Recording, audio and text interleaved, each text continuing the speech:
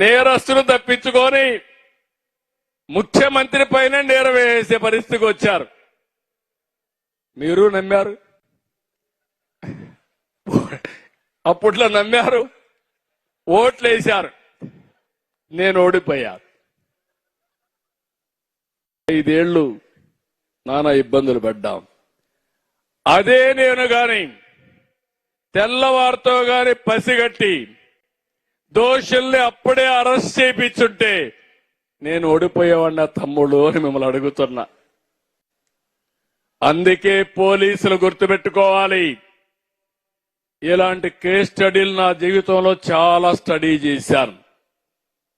మా పోలీసులు చెప్పినా ఇప్పుడు మాత్రం నేను చాలా జాగ్రత్తగా ఉన్నా. నేను ముఖ్యమంత్రిగా ఉన్నంత వరకు నన్ను ఎవ్వరూ మభ్య పెట్టలేరని మరొకసారి మీ అందరికీ విజ్ఞప్తి చేస్తున్నాను.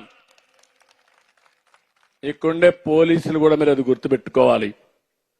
ఓసారి ఇవన్నీ కూడా గట్టిగా చెప్పే విషయాలు మీకు. నేను తిరుపతిలో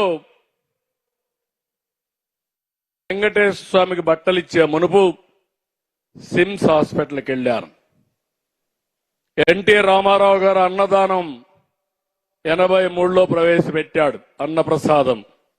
అది ఇప్పుడు కూడా మీరు తిరుపతికి వెళ్తే, తిరుమలకి వెళ్తే అన్నప్రసాదం పెడతారు. ఇప్పుడు ఐఎమ్ వెరీ హ్యాపీ. కడపలో ఆడబిడ్డ నేను పెట్టిన అన్నా క్యాంటీన్లో భోంచేసి చదువుకునిందంటే ఆ పట్టుదల, అలాంటి అన్నా క్యాంటీన్ కూడా మూసేశారు, అది వేరే విషయం.